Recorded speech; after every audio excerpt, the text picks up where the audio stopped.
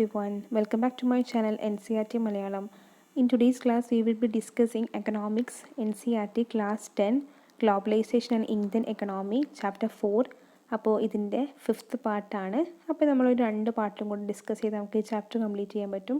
അപ്പോൾ ലാസ്റ്റ് ക്ലാസ്സിൽ നമ്മൾ പറഞ്ഞത് ഫോറിൻ ഇൻവെസ്റ്റ്മെൻറ്റിന് വേണ്ടിയിട്ട് ഓരോ കൺട്രീസ് എന്തൊക്കെയാണ് ചെയ്തതെന്നൊക്കെയാണ്. അതിൽ മെയിനായിട്ട് നമ്മൾ പഠിച്ചത് സ്പെഷ്യൽ എക്കണോമിക് സോൺസ് ആണ്, അതായത് SEZs. ഓക്കെ, അപ്പോൾ ഇതിൽ നമ്മളെ ഈ ഒരു പോർഷൻ, ലാസ്റ്റ് പോർഷനായിട്ടുള്ള ഇപ്പോൾ ഇമ്പാക്റ്റ് ഓഫ് ഗ്ലോബലൈസേഷൻ ഓഫ് ഇന്ത്യൻ്റെ സെക്കൻഡ് പാർട്ട് അല്ലെങ്കിൽ സെക്കൻഡ് പോയിന്റ് എന്താണെന്ന് വെച്ചാൽ, secondly several of the top Indian companies have been able to benefit the increased competition. അപ്പോൾ ഈ കോമ്പറ്റീഷൻ കാരണം ഒരുപാട് ടോപ്പ് ഇന്ത്യൻ കമ്പനീസ് ബെനിഫിറ്റഡ് ആയി. They have invested in newer technology and production methods and raised their production standards.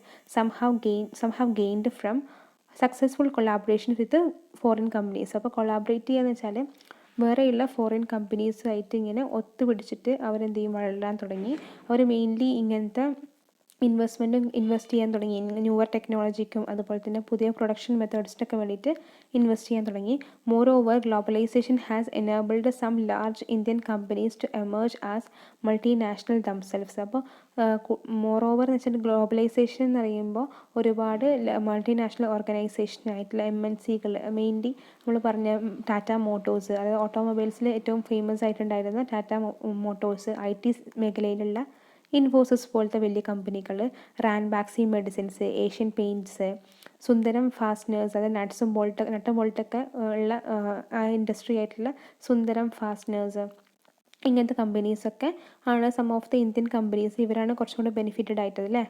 Globalisation has also created newer opportunities for companies providing services, particularly those involving IT അല്ലേ. IT-യിൽ involve ആയിട്ടുള്ള ഒരുപാട് കമ്പനീസൊക്കെ benefited ആയിട്ടുണ്ടായിരുന്നു globalisation കൊണ്ടുവന്നതിന് ശേഷം. The Indian economy, that is the Indian company producing a magazine for the London based company and call centres are some examples. അപ്പോൾ ഇതൊക്കെയാണ് ഇതിൻ്റെ ഒരു examples. Besides a host of services such as data entry, അതുപോലെ തന്നെ accounting, administrative ടാസ്കുകൾ, engineering, ഇതൊക്കെ എന്ത് ചെയ്യും, ചീപ്ലി അവൈലബിൾ ആകാൻ തുടങ്ങി ഇന്ത്യയിൽ. അതൊക്കെ എക്സ്പോർട്ട് ചെയ്തു. പിന്നെ ഡെവലപ്ഡ് കൺട്രീസിലൊക്കെ മെയിനായിട്ട് എക്സ്പോർട്ട് ചെയ്തു കേട്ടോ. ഈ ഒരു പോർഷനാണ് അതിൻ്റെ ലാസ്റ്റ് ഡിസ്കസ് ചെയ്യുന്നത്.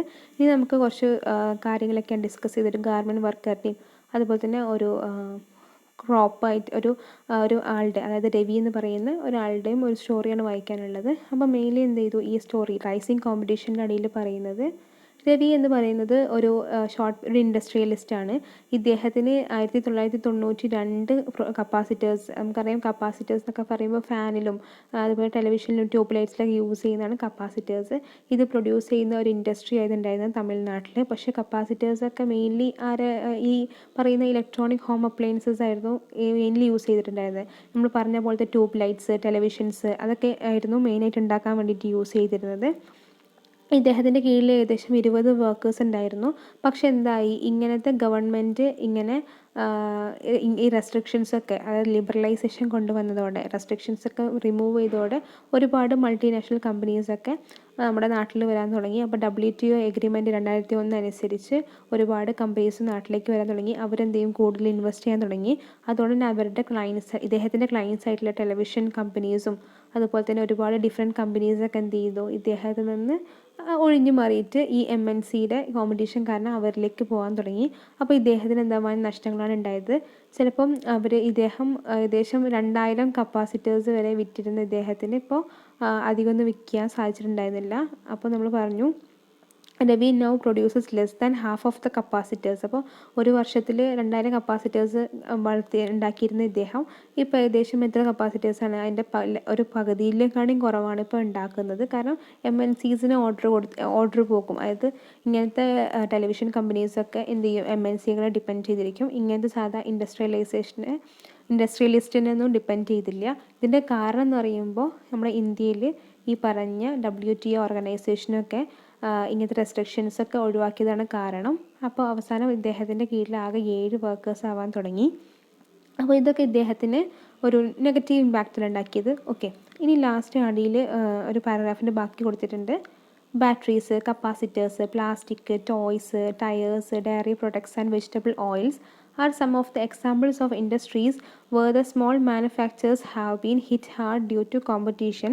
Several of the units have shut down, rendering many workers jobless. അപ്പോൾ ഒരുപാട് ആൾക്കാർ എന്ത് ചെയ്തു, ഇങ്ങനെ ജോബ്ലെസ് ആവാൻ തുടങ്ങി.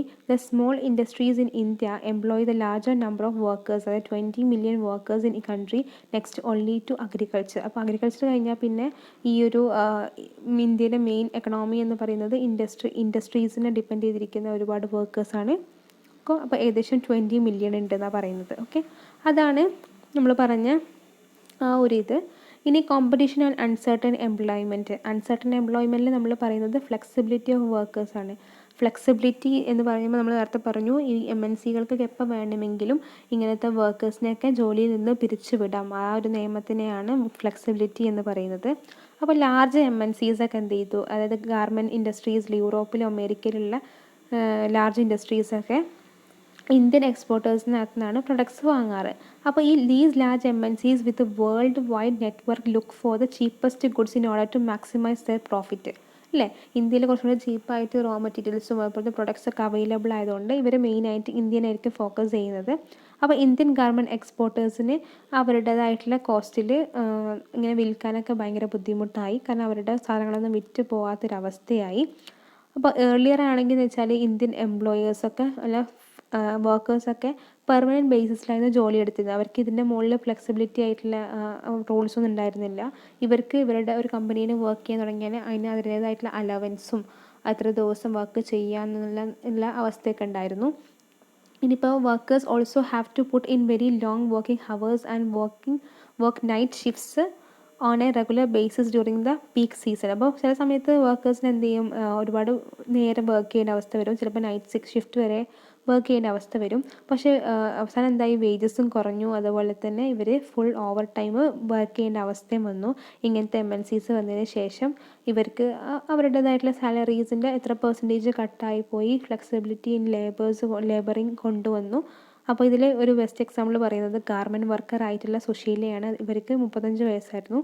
ഇവരെന്ന് പറയുമ്പോൾ ഒരു ഗാർമെൻറ്റ് ഫാക്ടറിയിലായിരുന്നു വർക്ക് ചെയ്തിട്ടുണ്ടായിരുന്നത് ഡൽഹിയിൽ. ഇവരെന്ന് പറയുന്നത് പെർമനൻറ്റ് വർക്കറായിട്ടായിരുന്നു. ഒരുപാട് ഇൻഷുറൻസ്, ഹെൽത്ത് ഇൻഷുറൻസ്, അതുപോലെ തന്നെ പ്രൊവിഡൻറ്റ് ഫണ്ടുകൾ, ചിലപ്പോൾ സമയത്ത് ഓവർ ടൈം വർക്ക് ചെയ്താൽ ഡബിൾ റേറ്റ് ഇതേവർക്ക് കിട്ടുമായിരുന്നു. ഇവരുടെ 1990s സുശീല എന്ന് പറയുന്നത് ഒരു നല്ലൊരു ഫാക്ടറിയിലൊക്കെ ആയിരുന്നു. പക്ഷേ അവസാനം ഒരു 6 months വർക്കിന് അന്വേഷിച്ച് നടന്നതിന് ശേഷം ഫൈനലി അവർക്കൊരു ജോബ് കിട്ടി. ഇത് ഏകദേശം 30 kilometer അവരുടെ വീട്ടിൽ നിന്ന് 30 kilometers അപ്പാർട്ടായിട്ടുള്ള ഇൻഡസ്ട്രിയിലായിരുന്നു. കാരണം അവരുടെ അടുത്തുള്ള ഇൻഡസ്ട്രീസിലൊക്കെ വേജ് കുറവായിരുന്നു. ഇവർ 30 kilometer അപ്പുറത്തുള്ളൊരു ഇൻഡസ്ട്രിയിൽ വർക്ക് ചെയ്യാൻ തുടങ്ങി. അപ്പോൾ അവിടെ സാലറി ആണെങ്കിലും കുറവാണ്. ഇതുപോലത്തെ അലവൻസും കാര്യങ്ങളൊന്നുമില്ല. അവർക്ക് രാവിലെ മോർണിംഗ് 7:30 ജോലിക്ക് പോയാൽ 10 PM എത്തുള്ളൂ. 7 days വർക്കാണ്. ഇനിയിപ്പോൾ നമ്മൾ വർക്ക് ചെയ്തിട്ടില്ലെങ്കിൽ ആ ഒരു ദിവസം വേജ് ഒന്നുമില്ല. അപ്പോൾ ഇവർക്ക് എന്താ കുറവാണ്. അപ്പോൾ അവർ മെയിനായിട്ട് അടുത്തുള്ള സ്ഥലങ്ങളിലൊന്നും ഇൻഡസ്ട്രീസിലൊന്നും ഇങ്ങനെ ജോലിക്ക് പോകാതിരിക്കാൻ കാരണം എന്ന് വെച്ചാൽ അവരൊക്കെ എപ്പോഴും ഇങ്ങനെ ഫ്ലെക്സിബിലിറ്റിയും അതുപോലെ തന്നെ വേജസ് കുറവാണ് കൊടുത്തിരുന്നത്. അതുപോലെ തന്നെ factories closer to her home have widely fluctuating orders and therefore pay even less. അല്ലേ, അവർക്ക് ഓർഡേഴ്സൊക്കെ എപ്പോഴും കിട്ടിക്കൊള്ളുന്നില്ല, എപ്പോഴും ഫ്ലക്ച്വേറ്റിംഗ് ആണ്. അപ്പോൾ ദെർഫോർ അവരെപ്പോഴും എന്തെങ്കിലും കുറച്ച് വേജസ് ആയിരിക്കും കൊടുക്കുന്നുണ്ടാവുക. അപ്പോൾ ഈ ഒരു സ്റ്റോറിയാണ് നമുക്കിവിടെ പറയാനുള്ളത്. The conditions of work and hardships of the workers described above have become common to many industrial units and services in India. ഈ ഒരു അവസ്ഥ എന്നൊക്കെ പറയുമ്പോൾ മിക്കവാറും ഒട്ടുമിക്ക ഇൻഡസ്ട്രീസും സർവീസസിനൊക്കെ അനുഭവിച്ചതായിരിക്കും.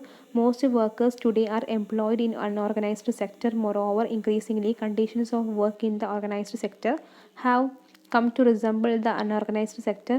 Workers in the organized sector such as Sushila no longer get the protection and benefits that they enjoyed earlier. അല്ലേ, ഇപ്പോൾ ഓർഗനൈസ്ഡ് സെക്ടറും ഉണ്ട് അൺഓർഗനൈസ്ഡ് സെക്ടറും ഉണ്ട്.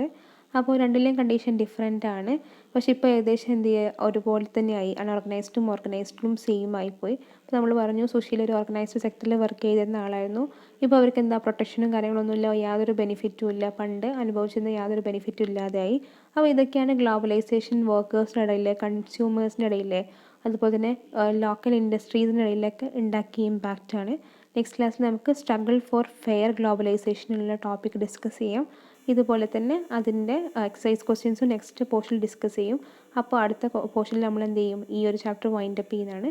അപ്പോൾ നെക്സ്റ്റ് ക്ലാസ്സിൽ നമുക്ക് കാണുന്നവരേക്കും